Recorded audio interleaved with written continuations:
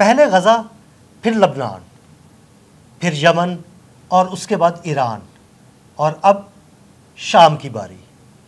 کیا یہ سب کچھ گریٹر اسرائیل منصوبے کے لیے ہو رہا ہے؟ اور اس کے بعد اگلی باری کس کی ہے؟ اس حوالے سے عامر رضا سے جانتے ہیں۔ عامر بھائی، ایک گریٹر اسرائیل کا منصوبہ ہے اور شاید اس کے لیے یہ سب کچھ ہو رہا ہے کہ تمام اسلامی ممالک ان کو نشانہ بنایا جا رہا ہے اسرائیل کی جانب سے۔ اگلی باری کس کی ہے؟ دیکھیں، پہلی بات تو یہ ہے کہ آپ نے اتنے ملکوں کے نام لیے، آپ نے کہا لبنان، یمن، ایران، شام، اب بھول گئے پاکستان۔ اسرائیل نے پاکستان پر بھی حملہ کیا تھا اور یہ پراکسی تھی جو بھارت نے پاکستان پر حملہ کیا۔ پاکستان ان کا پہلا نشانہ ہے، یاد رکھیے گا۔ پاکستان وہ ملک ہے جو کہ ڈکلیئرڈ ایٹمی قوت ہے، اور اگر گریٹر اسرائیل کے راستے میں کوئی رکاوٹ اس وقت موجود ہے تو وہ ہمارا وطن عزیز پاکستان اور اس کی مسلح افواج ہیں۔ تو اس لیے آپ بھول گئے کہ جو ڈرونز انڈیا سے آئے تھے وہ کون سے تھے؟ ہیرونز ڈرونز تھے جو کہ اسرائیلی ہیں۔ ان کو آپریٹ جو کر رہے تھے وہ اسرائیلی تھے۔ ان کے لیے جو کنٹرول روم تھا وہ اسرائیل کا تھا، جو سیٹلائٹ تھا وہ اسرائیل کا استعمال ہوا، اس کی تمام کی تمام ٹیکنالوجی جو ہوئی وہ اسرائیل کی تھی، اور اس کے بعد اس میں امریکہ بھی شامل تھا۔ گو ہم یہ سمجھتے ہیں کہ ٹرمپ نے جنگ بند کرائی اور اس نے دونوں ممالک سے کہا کہ آپ تجارت کریں، یہ وہ چہرہ ہے جو بھارت کی شکست کے بعد سامنے آیا۔ اس سے پہلے تو اس چہرے کے اوپر ایک ہولناک قسم کا ہول تھا اور وہ خاموشی تھی، بند تھا منہ اس کا ٹیپ کے ساتھ۔ جب پاکستان نے بھرپور جواب دیا اور ہیرون ایک کے بعد ایک گرائے جاتے رہے، نہ صرف گرائے گئے بلکہ عادل صاحب سب سے بڑی بات یہ تھی کہ ان کو ان کے ٹارگٹ سے ہٹایا گیا، یعنی ان کو بھٹکا دیا گیا۔ اور وہ آپ کو پتہ ہے کوئی پنڈی اسٹیڈیم میں ایک آدھ گرا، جو ایک ہی گرا تھا، ویسے میں اب دیکھ کے بھی آیا ہوں وہ جگہ جہاں وہ گرا تھا اور شیشے اس کے ٹوٹے۔ اس کے علاوہ وہ کسی نے یہاں ہمارے یہاں تو دیہاتی اس کو نشانہ باندھ کر۔ عامر بھائی، جب وہ ڈرونز آئے اور پاکستان نے ان کا سسٹم جو ہے ہیک کیا تو وہ پاگلوں کی طرح فضاؤں میں پھرتے رہے، اسی لیے وہ اور جب ان کی بیٹریاں ختم ہو گئی تو پھر وہ گرنا شروع ہو گئے۔ وہ پاکستان کی حدود میں آنے سے پہلے ہی بھٹک جایا کرتے تھے۔ اور پاکستان نے تو ایسے ایسے تجربات کیے اس جنگ مئی کے اندر کہ ان کے برہموس کو بھی بھٹکا دیا۔ تو یہ ڈرونز کو بھٹکانا ان کے لیے، پاکستانیوں کے لیے کیا مشکل تھا اور پاکستانی فوج کے لیے کیا مشکل تھا۔ تو اس لیے جتنے مرضی ڈرونز آتے وہ بھٹک جانے تھے اور مارے جانے تھے۔ تو اس لیے یہ جو ممالک کی آپ نے فہرست بیان کی ہے، اس میں اگر آپ پاکستان کو بھی شامل کر لیتے تو بہتر تھا۔ اصل ٹارگٹ ہی پاکستان تھا۔ پہلے وہ غزہ کے نام پر پاکستان کو جو ہے وہ کر رہا تھا کہ اکسا رہا تھا کہ اکسائے۔ پاکستانی فوج نے انتہائی سمجھداری اور بردباری سے کام لیا، اور بجائے اس کے کہ یہ اکسائی جاتی، انہوں نے دنیا بھر کے لیے جو پیغام ہے، دنیا بھر کے تمام پلیٹ فارمز کے اوپر غزہ کے لیے پیغام چھوڑا۔ اور یہ ایک بڑی قوت کی نشانی ہوتی ہے کہ وہ جلد ریئیکٹ نہیں کرتی ہے، اور یہی ریئیکشن جو ہے وہ کام آیا۔ اس کے بعد انہوں نے ایران پر کیا، انہوں نے کہا چلے پاکستان نے تو سنبھال لیا، اب ایران کو ٹرائی کرتے ہیں۔ ایران پہ ٹرائی کیا تو ایران نے بھرپور ایسا جواب دیا جو ان کے وہم و گمان میں بھی نہیں تھا۔ آخرکار امریکہ کو B-52 بمبار بھیجنا پڑا، اور اس سے اس کو اپنی فیس سیونگ کے لیے وہ جو چہرہ تھا ایک دو مرتبہ پھر وہ اس نے ہٹایا اور اپنی فیس سیونگ کی کہ جی ہم نے ان کا نیوکلیئر پروگرام جو ہے کریش کر دیا ہے۔ اور ساتھ میں یہ بیان بھی آیا وائٹ ہاؤس سے کہ 1 سال کے اندر اندر وہ دوبارہ بنا بھی سکتے ہیں۔ دیکھیں، یہ مذاق کی بات نہیں تھی۔ آپ نے اگر واقعی میں ہی ایران کا تمام ایٹمی تنصیبات کو تباہ کر دیا تھا تو پھر تو آپ کو بمانگ دوحل کہنا چاہیے تھا کہ دوبارہ ایٹمی قوت نہیں بن سکتا ہے۔ تو اگر 1 سال کے اندر اندر ایران دوبارہ ایٹمی قوت ہوگا تو کیا ہوگا؟ کچھ بھی نہیں کر سکے۔ اب آ جائے گریٹر اسرائیل کی طرف۔ تو یہ جب سے خیبر سے نکالے گئے ہیں، ان کی خواہش ہے واپس کہ یہ مدینہ پر جو ہے قبضہ کریں۔ اور یہ جو گریٹر اسرائیل ہے بہت سارے لوگوں کو پتہ نہیں ہے، اگر آپ اس کا نقشہ دیکھیں تو یہ اس نقشے کے اندر مدینہ پاک بھی شامل ہے، اور یہ ہمارے لیے بڑا لازمی ہے۔ ہم جان دے دیں گے، ہم اپنے بچے قربان کر دیں گے، لیکن مدینے کے اوپر ہم آنچ نہیں آنے دیں گے۔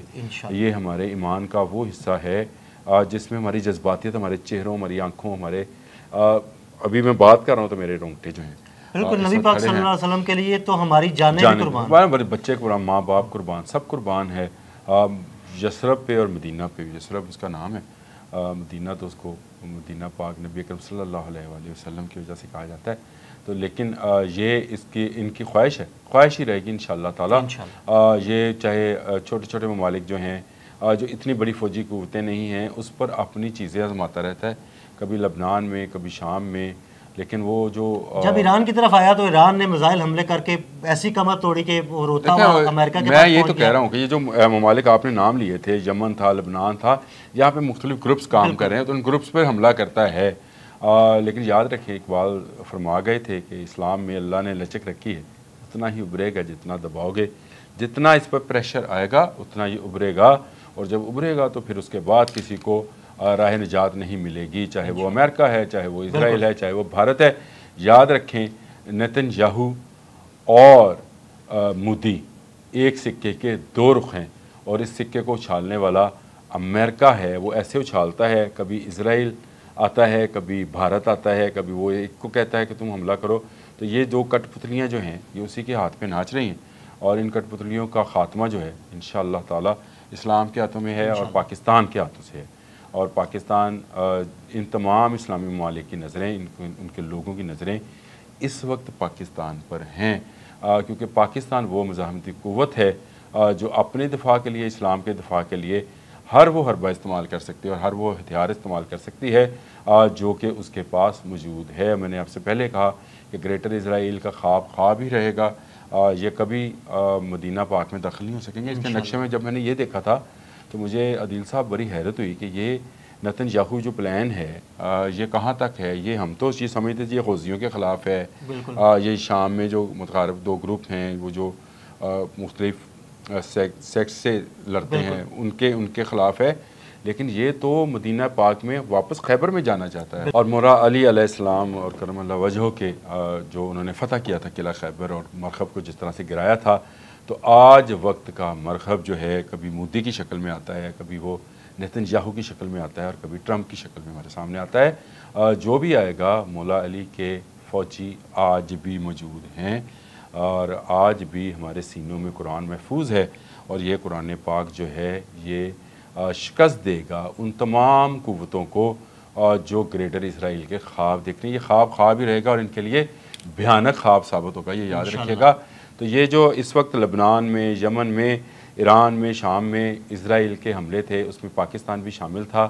اس میں ان کو بری طرح ناکامی ہوئی ہے. ابھی ان کو بہت پلان کرنا پڑے گا. لیکن جو اللہ تعالیٰ فرماتا ہے قرآن پاک میں کہ ایک یہ تدبیر کرتے ہیں اور ایک میں تدبیر کرتا ہوں اور میں بہتر تدبیر کرنے والا ہوں. اللہ پاک ان کی تمام تدبیروں کو، ان کے تمام عزائم کو، ان کی تمام مکروہ سوچوں کو جو ہے ضرور بند کرے گا. اور شکر الحمدللہ رب العالمین. میں ہمیشہ کہتا ہوں کہ ہمارے پاس ایسی سیاسی اور عسکری قوت موجود ہے جو اسرائیل کو، امریکہ کو، بھارت کو، دنیا کے کسی بھی ملک کو جو پاکستان کی طرف، اسلام کی طرف، مسلمانوں کی طرف میلی آنکھ سے دیکھے گا اس کی آنکھیں نکال دے گی انشاءاللہ.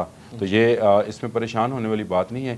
گریٹر اسرائیل بھیانک خواب بننے والا ہے نیتن یاہو کے لیے، بن چکا ہے. ایران نے جو اس کو جواب دیا ہے اور پاکستان نے جو ان کے جدید ترین ٹیکنالوجی کے حامل جو ڈرونز تھے ان کو بھٹکا کر ثابت کیا ہے کہ تم ڈرونز بھیجو یا جہاز، ہم تمہیں گرانے کی صلاحیت رکھتے ہیں. ہم نے مصر عرب اسرائیل وار کے اندر بھی جو اسرائیلی 3 جہاز گرائے تھے وہ پاکستانی پائلٹ نے گرائے تھے، اور پاکستانی آج بھی اس صلاحیت کے حامل ہیں کہ ان کے تمام جہازوں کو گرا سکتے ہیں. ہمیں اب کسی اور جہاز کی ضرورت ہی نہیں ہے. ہمارے پاس اپنا JF-17 تھنڈر ہے. کل ہم نے ایک ڈرون پہ اوپر ویلاگ کیا تھا. پھر ایک اس طرح سے جو ٹیکنالوجیز ہیں کس طرح پاکستان نہ صرف حاصل کر رہا ہے بلکہ اس کو ایڈوانس ٹیکنالوجی کے اندر تبدیل بھی کر رہا ہے. تو یہ بہت بڑا کارنامہ ہے پاک فوج کا، اور میں سمجھتا ہوں کہ اسرائیل کے یہ عزائم اور بھارت کے یہ عزائم کو بھی کام جی ٹھیک. بہت شکریہ عامر بھائی. جی بالکل، گریٹر اسرائیل کا منصوبہ صرف منصوبہ ہی رہے گا، عملی جامہ نہیں پہنا سکے گا نیتن یاہو اس کو. عامر رضا اور عدیل احمد کو اجازت دیجیے گا. اللہ حافظ.